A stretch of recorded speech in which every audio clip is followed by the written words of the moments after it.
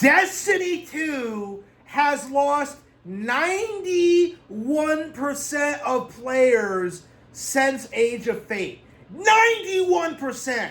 Man, worst acquisition ever.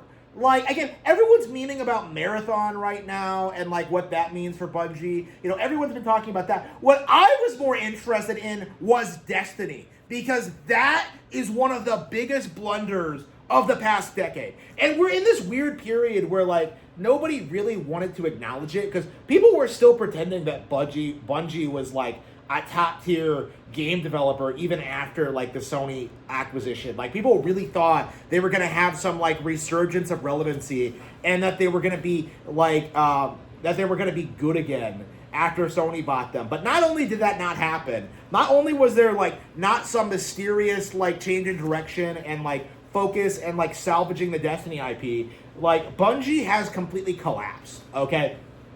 One of the most heavily shilled, AstroTurf, bullshit developers in history has finally been exposed. Like, Destiny is dead. And it's very interesting kind of looking back on my history with this game and, like, the period looking up to it, because, you know, this came out in 2014, you know, Gamergate was in full swing, and I was telling everyone that Gamergate should be focused on Destiny, because Destiny was the poster child of game journals just brushing all the obvious issues under the rug to protect this company and to protect the brand.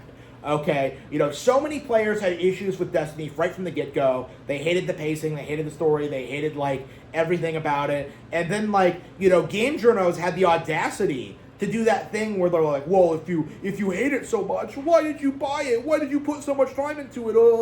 Like, again, they try to do this thing where they try to misrepresent people's issues with this as simply, like, due to hype backlash or nostalgia or having, like, overinflated expectations, when the reality was Destiny was and always has been a bad video game, okay? I can't begin to tell you just how weirdly delusional the masses are about this specific topic. Like, this was, like, one of the worst things that happened to gaming ever.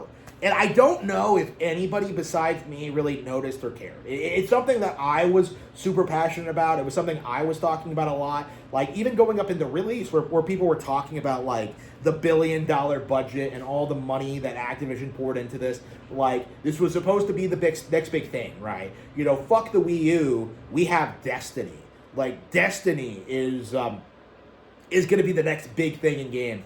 And not only did that not happen, not only did the prophecy not come to be, the exact opposite happened, where you had these, like, cultish weirdos for years trying to tell you that they were going to fix it with updates, that they would fix it with a sequel, that they would fix it, like, after the PlayStation acquisition, like, you know, like, oh yeah, Bungie got out from the Activision contract. Now Activision can't ruin Bungie's game.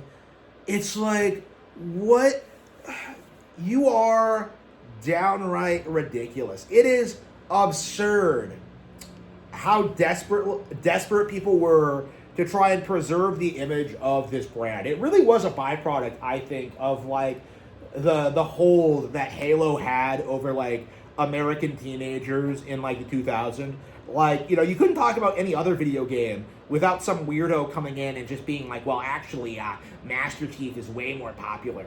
You know, Halo is the biggest thing ever. Oh, like, I only read Halo tie-in novels. Oh, like, I go to school dressed as Master Chief.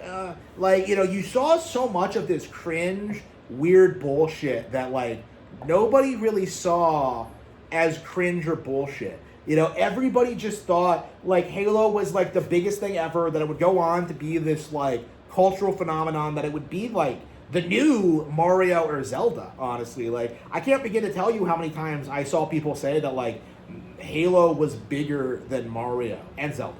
You know, so many people said that. And what happened? The brand completely imploded. You know, even after, like, you know, as early as, like, Halo 2, I think the signs were there. With, like, the unfinished final level and, like, I'm going to finish the fight later, you know? It's just like, you know, when you look back at things like that, like, you really do realize just how silly the entire phenomenon was. Okay? Halo was only big because it launched on the right place, on the right time, on the right platform, to the right audience, right? It was a once in a blue moon success, right? But people became so enraptured with it that they revolved their entire identities around it. And as a result of that, they became fixated on this idea that Xbox was this major player in the console space, and it just wasn't. Like, it is crazy to think that, like, after the Xbox 360 and after Halo stopped being relevant, how quickly, like, Xbox just went into bankruptcy. Like, Halo was carrying the entire Xbox brand on its back. It's insane, like, what it managed to accomplish. I can't think of any other, like, video game franchise that's been able to carry, like, such a mid piece of hardware by itself. Oh, wait, no, wait. Yeah, Sonic the Hedgehog, yeah. I don't know. Sonic, at least, like, I tend to critique Sonic a lot. I don't like Sonic, but, like, Sonic at least had a brand, that had an identity, it had a unique focus, it had, like, it distinguished itself from Mario, okay? Like, Sonic was, like, genuinely appealing to people. Like, what does Halo do that, like, makes it special or interesting? Like, all anybody does is that they do that thing where, like, well, I got to spend all my time on Xbox Live not doing my homework, hanging out with all my friends. Like, that's Halo for, like, the mass audiences, is that it was just their first experience with online gaming. Okay, that's why it's popular. That was why it was such a cultural phenomenon. That's why so many people worshipped it. Like, it wasn't that good of an actual IP, right? And what we've been seeing since then is this slow, gradual realization that Destiny was never good, that Bungie is not competent, that they can't salvage anything, and now that they're owned by Sony, we are seeing, like, a pretty rapid decline of relevancy. Like, we can't even pretend that Bungie has the capacity to make good, interesting games anymore. Like, people have been saying that Destiny is, like, this major thing for over a decade, and it's just something, every time I see it in the news, I just think back to that era, where people were ignoring far superior games like, Super Mario 3D World, like A Link Between Worlds, like Super Smash Bros. 4, like Splatoon, in order to push this, like, insane idea that Destiny was going to clear all of that, and it was going to be the next big thing, Like, the reason people didn't get hyped up for Wii U was because, well, Destiny's not going to be on it. How'd that work out for you, buddy? The Wii U is more successful than ever. Nintendo is killing it right now, and Bungie is completely irrelevant and in the dirt. And this is not going to be the last time we see something like this happen.